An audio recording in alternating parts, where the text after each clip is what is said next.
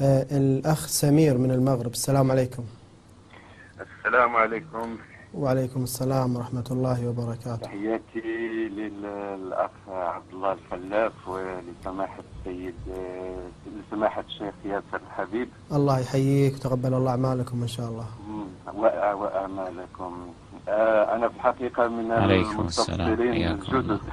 اللهم صل على محمد وعلى محمد وآل محمد. وقد تطلب مني الأمر حوالي 3 سنوات من البحث والتنقيب والسهر الليالي الطويلة مع الانترنت لاستجلاب الكتب ومعرفة الحقيقة. وكم كانت يعني دهشتي حينما توصلت لهذه الحقائق، علما بأن علماؤنا علماء أهل السنة والجماعة يعلمون كل هذه الحقائق ومع ذلك يتكتمون عليها. فهذا يعني شيء غريب جدا، وكأنهم يعني يفضلون نصرة المذهب على نصرة الدين ونصرة الإسلام، ولا أعلم هل وليهم هو الله أم وليهم هو المذهب، فهذا شيء غريب. بارك الله فيك أخوي سمير. ثانيا سؤالي لسماحة الشيخ، وأنا أقدره جيدا جدا جدا لما تتضمنه بحوثه من طروحات علمية ومنطقية، ولكن حبذا سماحة الشيخ لو يزيد قليلا في موضوعيته، وحتى أنه حتى أعداء هذا الدين يعني لو يذكر لهم فضائلهم ماذا سوف يقع. هم أخطأوا، هذا لا شك فيه، لكن لنزيد من المصداقية ولكي تتمتع دائما هذه القناة بالمصداقية، فما يضرنا لو ذكرنا لهم ولو بعض فضائلهم، حتى لو كانت لا تزيدهم فضلا ولا شيئا، لكن هذا يجعلنا نحس بمصداقية القناة أكثر وأكثر. وسؤالي الثاني مثل شنو لو سمحت سمير اللي تقصده فضائلهم؟ نعم، مثل شنو يعني مثل ماذا؟ يعني كيفما كان الحال هم كانوا يعني يصلون ولو أن صلاتهم بدعية وبالتكفير وبهذه المسائل، إنما لا ننكر بعض المسائل الثابتة جدا لكي لا نجعل الناس يفقدون الثقة في قناتكم الموقرة. أحسن. سؤالك الثاني. نحن نعلم أنهم قاموا بأشياء خطيرة جدا في الإسلام، وهذا شيء يعني ثابت وغير مقبول، وأجد أنه قد يوصلهم إلى التكفير وربما أوصلهم إليه، إنما هذا رأيي والله أعلم إن كنت أحسنت يعني مصيبا أم أحسنت. أما السؤال الثاني لسماحة الشيخ، فحبذا لو يرشدنا إلى أذكر المصادر السنية يعني قربا من الحقيقة. بطبيعة الحال هناك صحاح 6 أو أكثر من ذلك، فما رأي الشيخ ما هي الصحاح التي يرى على أنها أقرب ما يكون إلى الحقيقة وليس فيها نصب كثير أو إسرائيليات كثيرة جدا؟ نعم.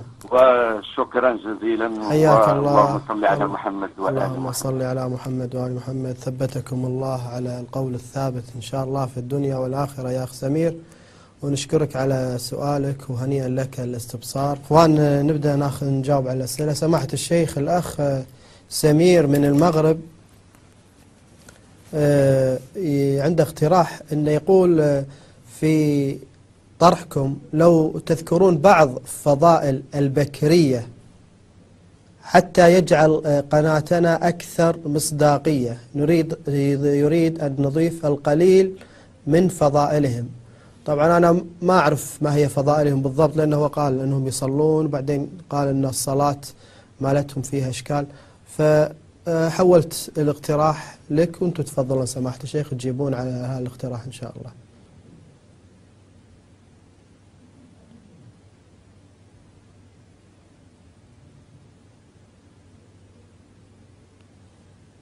قاله على أنه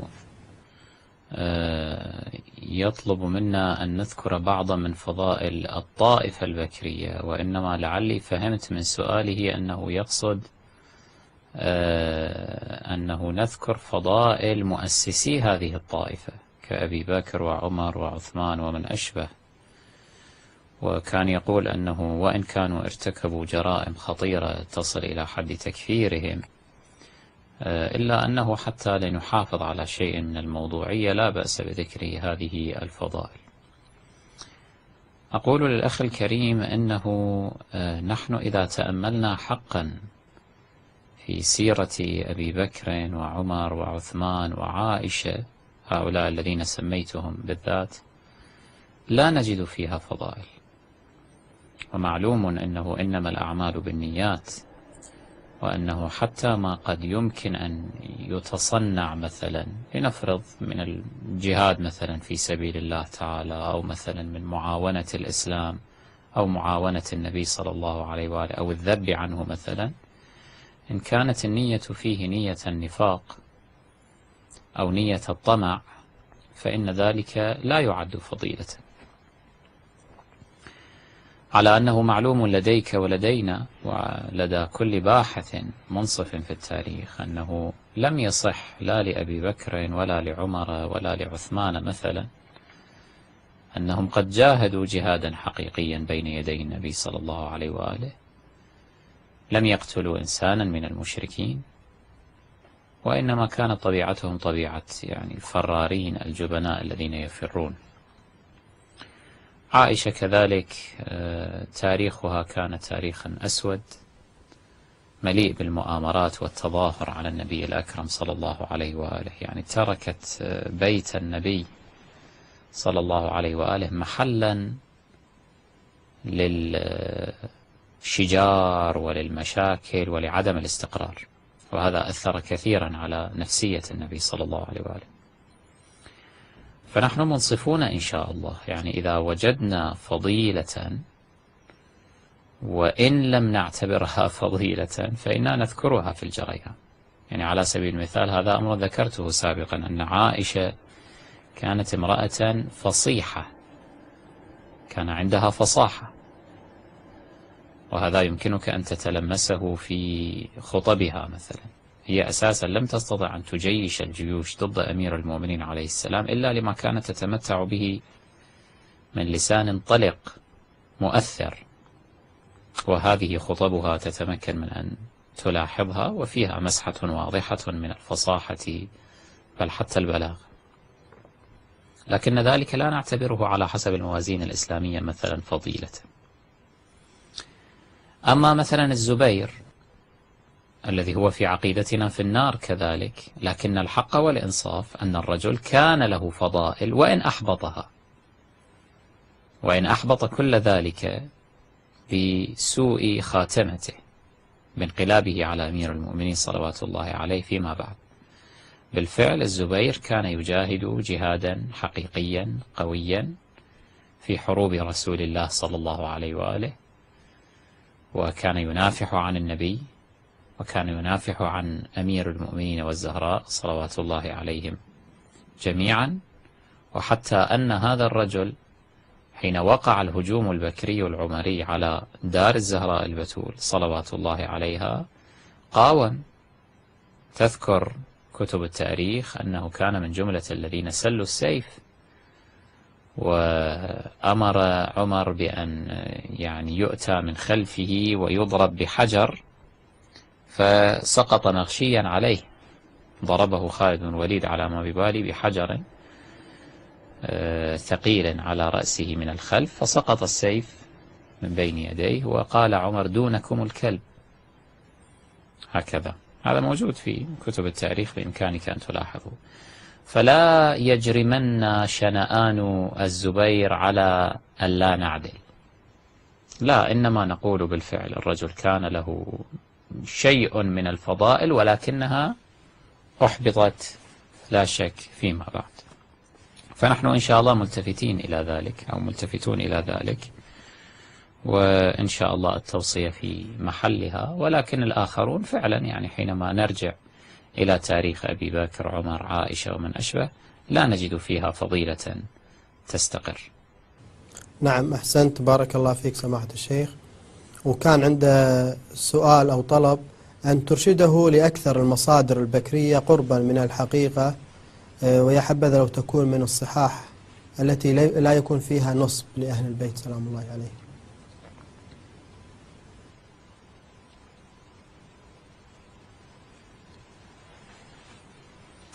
يعني لا يخفى أنه ليس هنالك مصدر واحد من حيث المجموع نتمكن من أن نقول أنه أقرب إلى الحقيقة من مصادر الطائفة البكرية في الحديث، ولكن يمكن لنا أن نلاحظ هكذا أنه بعض تلك المصادر فيها ما لم تخفه المصادر الأخرى، أي أن فيها ما هو يعني أقرب إلى الحق أكثر مما في المصادر الأخرى، لا من ناحية المجموع، لأنه قد تجد مثلا حديثا في البخاري لا تجده أصلا في المصادر الأخرى وهو حديث قريب جدا إلى الحق.